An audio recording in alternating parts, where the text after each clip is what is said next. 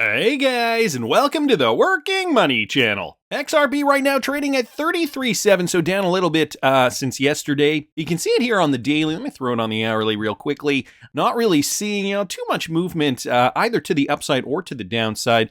We have been consistently seeing this downward trend for the entire market, and XRP is feeling that momentum. Bringing up Bitcoin here. Same thing for Bitcoin, right? On the hourly, Bitcoin has been traveling down a little bit, right now trading at 16,000, just under 16.5 actually. But other coins, guys, have not fared so well, like the cursed Solana. Now, this was one of Sam Bankman-Fried and FTX's big plays, the Solana token, SOL. It is coincidentally, though, one of the World Economic Forum chosen cryptocurrencies, or at least it was highlighted in the report that they put out last year. Take a look at this, guys, though. Solana has come down quite a bit. We did see a sharp move to the downside before a peak. So looks like it hit a crucial level of support here where buyers were finding a good opportunity to purchase some of the beleaguered cryptocurrency. So I'm thinking a psychological level going below $10 per coin, going down into the single digits. This is where we tend to see, some buying pressure. That psychological level is common on many charts for many different reasons. This is Solana on the daily. And if I just bring up the price range tool, it has been one of the cryptocurrencies that has seen some of the worst losses over 2022. Of course, the FTX Sam Bankman-Fried story has not helped this particular cryptocurrency, down 96.6%.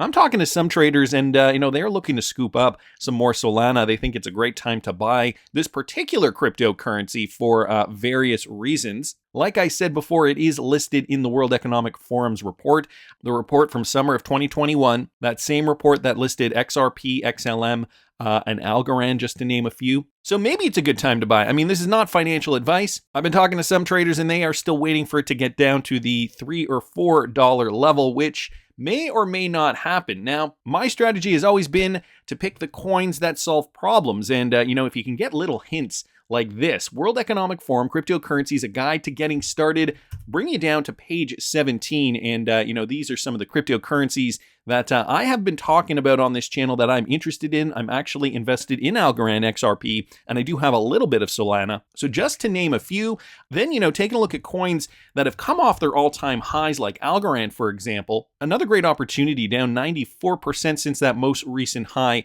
back in October of 2021. A lot of these coins have been getting decimated. Of course, the market conditions aren't terribly great. Jeremy Hogan also pointing this out. I own XRP because I know Ripple can't be sued again. He also states that he owns Algorand because the Algorand Foundation won't be sued at all. Apparently, Silvio, the creator of Algorand, is pretty good friends with Gary Gensler. Silvio McCally's Algorand, who's a Turing Award winner at MIT that I work with. Silvio's got a great technology that has the performance you could create Uber on top of it. Nothing but positive things to say about Algorand, and for good reason. Algorand, a really great project, and Algorand trading for a great deal right now at about 16 cents, coming back into this level of support. I talked about this the other day. So a lot of great altcoins right now, I think, with a lot of great potential. Let me just bring up XRP again real quick here.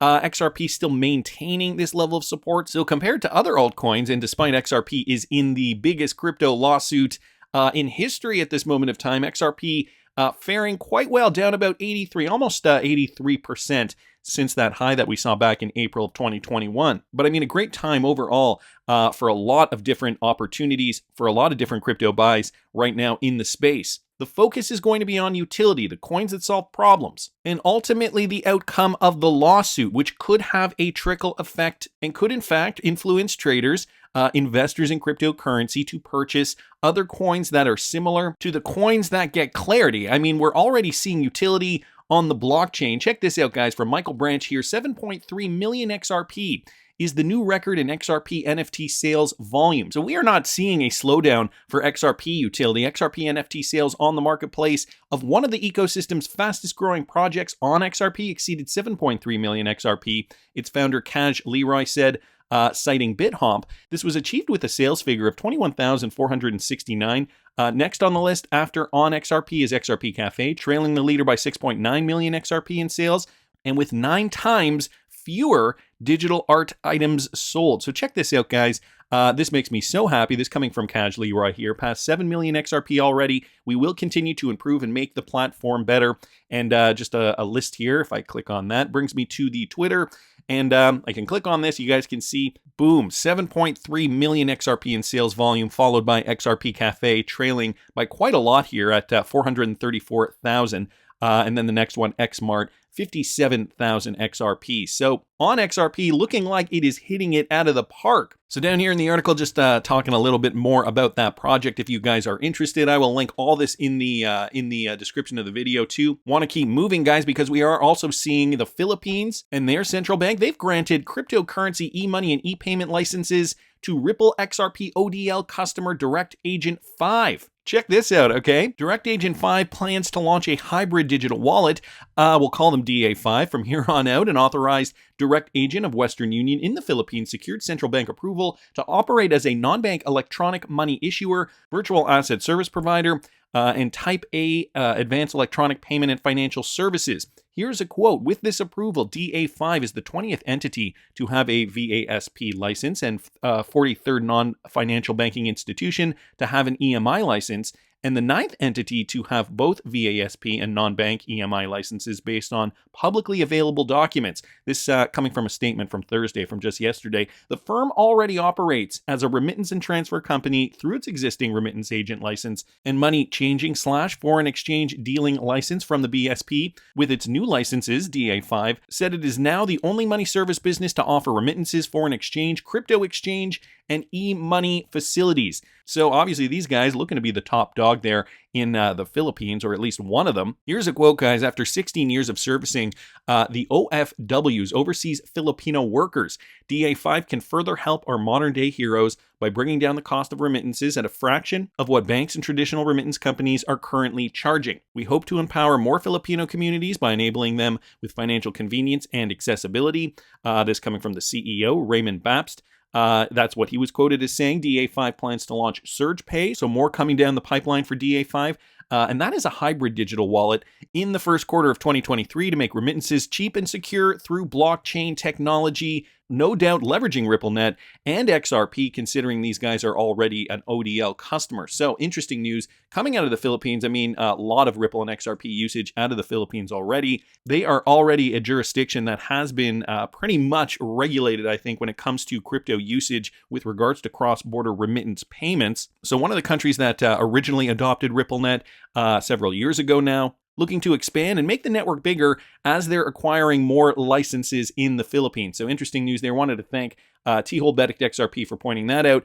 Another one here, guys, from Michael Branch. According to a recent announcement, cryptocurrency exchange BitGet has now added XRP to USDT pairs and also have added some more Litecoin pairs as well. So I don't know if you guys use BitGet or not, but according to a recent announcement, this cryptocurrency exchange has added XRP to USDT and LTC to USDT pairs for cross and isolated margin spot trading. I don't know if you guys remember, there was a time when, the XRP pairings were so coveted because, to get to onboard and offboard cryptocurrency quickly, leveraging using XRP was one of the best options at a point in time. I mean, now we've got way more altcoins, and a lot of these exchanges have, expanded to include more altcoins that are also very quick. But there was a point in time when XRP was, my go-to to convert. If I wanted to buy an exotic altcoin, what I'd do is I'd onboard on my exchange, convert it to XRP, shunt that XRP around and, move it, trade it, and purchase, another type of cryptocurrency that I wanted, just because Bitcoin and Ethereum were too slow and too costly. So, the trading pair is obviously a good sign here. There are, like BITRUE, the BITRUE exchange is actually a really good one for XRP trading pairs specifically. But now we're also seeing this at BitGet. Cryptocurrency margin trading is a form of trading that allows traders to borrow money from a broker or lender to increase their buying power and investment return. So this specifically with regards to margin.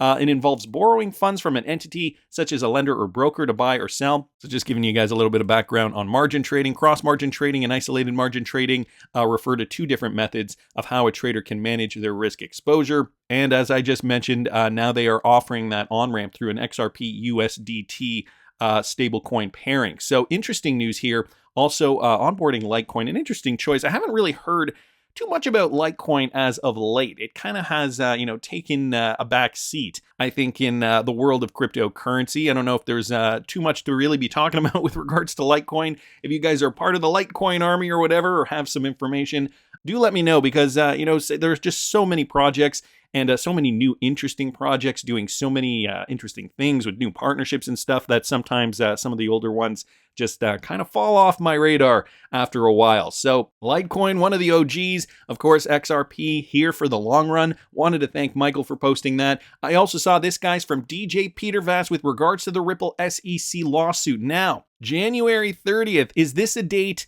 we should be paying much attention to? According to John Deaton, apparently we should be, okay? So we know the Ripple SEC lawsuit is coming to a close very soon. We'll likely see some kind of a final verdict by, we're hoping first quarter of 2023. But another big lawsuit that has been, I guess not so much in terms of publicity, but has also been on our radar was the LBRY case. So John Deaton has commented on this LBRY case. In this latest update, Ripple's ally LBRY was granted permission to hear an oral argument for its motion to limit the SEC's excesses. The request submitted by LBRY and the courts accepting to hear the argument is considered a pivotal event. As per John Deaton here, this could be the most important crypto hearing to date. And I've got the tweet up here, guys. John Deaton says, the January 30th hearing regarding LBRY's motion to limit the SEC's remedies is arguably the most important crypto hearing to date. The SEC is seeking disgorgement from a non-party, but also read the SEC's proposed language for the permanent injunction. So disgorgement means the retrieval of profits, right? From non-parties, these are people not associated with the lawsuit.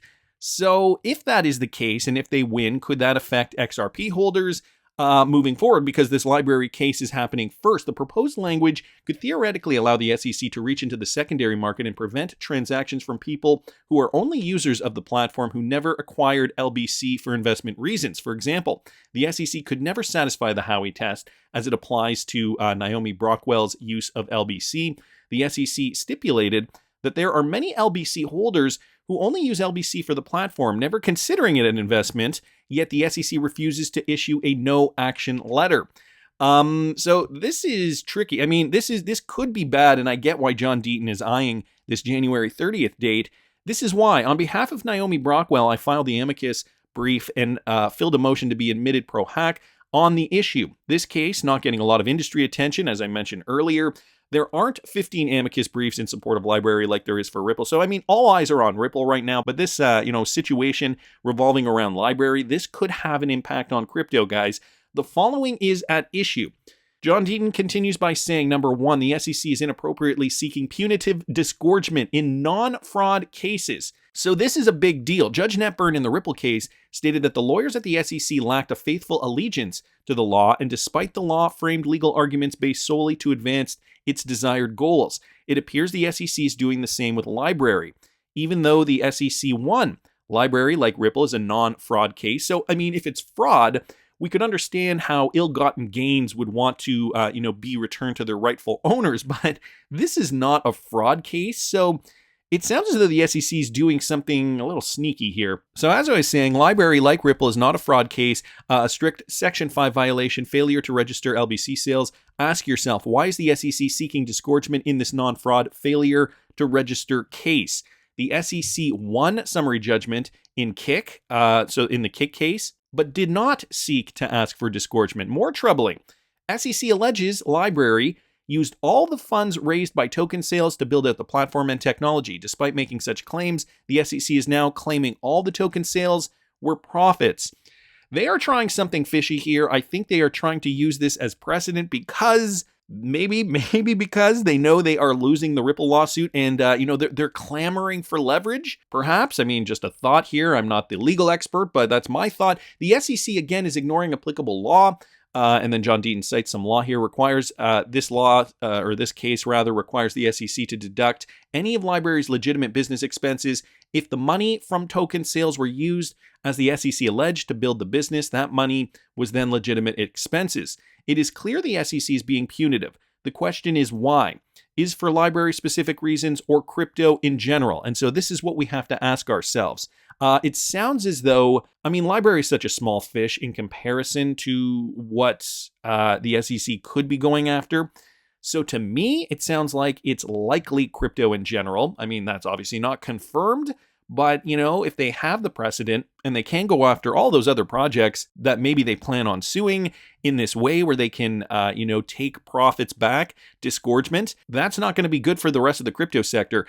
He goes on to say the second major issue is that the SEC is also seeking disgorgement against a non-party entity. This has huge implications and could set a very bad precedent. So going after people not even involved directly in the case. The language of the proposed permanent injunction, which is provided above, coupled with the SEC's absolute refusal to distinguish secondary market sales or even transactions by users, demonstrates the SEC's intent to expand its jurisdictional reach into the secondary market. All the above and more is why I said the January 30th hearing is arguably the most important hearing to date.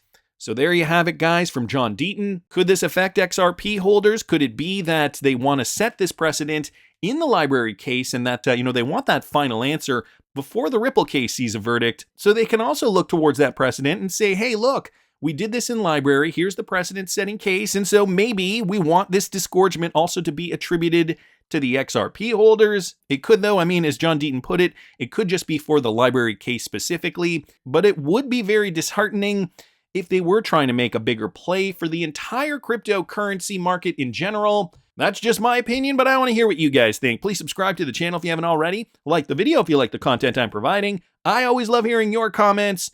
See you in the next one, guys.